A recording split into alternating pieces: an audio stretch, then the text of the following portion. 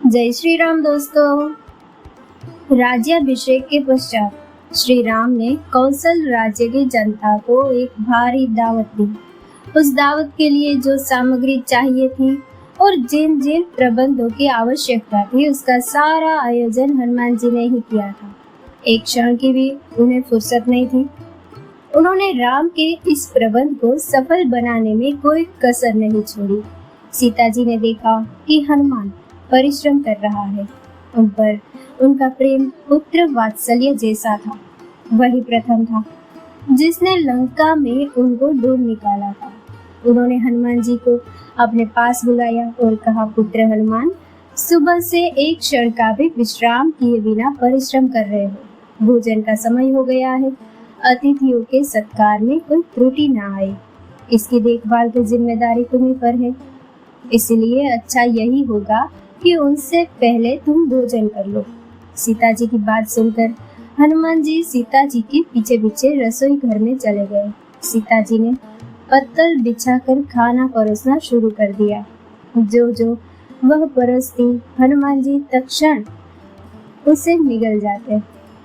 यह क्रम थोड़ी देर तक चलता रहा और देखते ही देखते हजारों अतिथियों के लिए पकाई गई भोजन सामग्री समाप्त हो गई। यह देखकर सीता जी आश्चर्य में डूब गई और दौड़ती हुई राम के पास जाकर उन्हें सब कुछ बता दिया। राम ने हंसते हुए कहा, तुमने हनुमान को क्या समझ रखा है? परम शिव इस रूप में अवतरित हुआ है।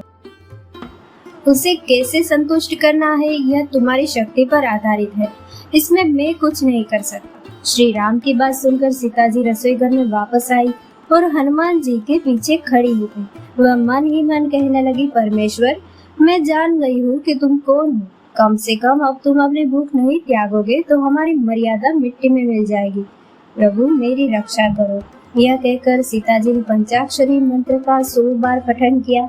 दूसरे ही क्षण हनुमान जी ने संतृप्ति से डकार ली। सीता उनके आगे आई और बोली, पुत्र, और परोसूं? नहीं माते, नहीं, मेरा पेट भर गया है। यह कहकर हनुमान जी रसोई घर से बाहर निकल गए। ये कहकर वह वानर उठ खड़ा हुआ और ऊपर उड़ा। उसे देखकर एक और वानर उससे भी ऊपर उड़ा। तीसरा भी यह देखता रहा और बड़े उत्साह से उससे भी ऊपर उड़ा। इस प्रकार वानर समूह एक दूसरे से अधिक अंतरिक्ष में उड़ने लगे। अंगद, नल, नील और सुग्रीव भी उड़े। हनुमान जी ने सोचा कि शायद राजा की ये आज्ञा होगी। वह भी उड़े। उन्होंने केवल औपचारिक छलांग मारी। वहां आए हुए राम जी ने वानरों के इस कोलाहल को देखा और हनुमान जी से पूछा, हनुमान जी, जबकि सब वानर आकाश में उड़ रहे हैं, तब तुम केवल एक छलांग मारकर चुप क्यों हो गए? हनुमान जी ने विनय पूर्वक कहा, प्रभु, इतने महान वीरों के सामने मेरी क्या हस्ती।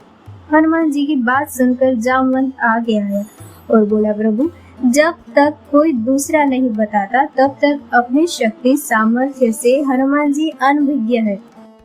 यह सुनकर श्री राम ने एक श्वेत कमल हनुमान जी को देते हुए कहा, हमारे वंश के मूल कारक सूर्य भगवान को यह श्वेत कमल समर्पित करना है। सूर्य को श्वेत पद्मधारी कहा जाता है। उन तक यह पहुंचाने की शक्ति केवल तुम्हीं में है। हनुमान जी ने प्रभु श्री राम की आज्ञा का पालन किया और एक छलांग में आकाश में उड़ गए। आकाश में पहुंचकर उन्होंने सूर्य के रथ को पकड़ लिया। उसने सूर्य भगवान से कहा, गुरुदेव, श्री राम ने इस श्वेत कमल को आपको समर्पित करने के लिए कहा है। यह कहकर उन्होंने वह श्वेत कमल के चरणों में रख दिया। सूर्य भगवान ने हनुमान जी को चिरंजीवी कहकर आशीर्वाद दिया और फिर अपने हाथ में सजे एक श्वेत पद्म को उन्हें देते हुए कहा, यह पद्म श्री राम को दे देना। इसके प्रभाव से राम के राज्य पालन के काल में देश सुख संपन्न रहेगा। सूर्य भगवान से अनुमति लेकर हनुमान जी श्वेत पद्म लेकर श्री राम के पास लौट आए। श्री राम ने हनुमान जी को गले लगाया और आशीर्वाद दिया। आशीर्वाद पाकर हनुमान जी गंधमार्दन पर्वत पर उड़ चले और वहां के प्रशांत वातावरण में राम नाम के स्मरण में अपना जीवन सार्थक करने लगे। दोस्तों, इस कथा को लाइक, शेयर और हमारे चैनल को सब्सक्राइब करना ना भूले। जय श्री राम।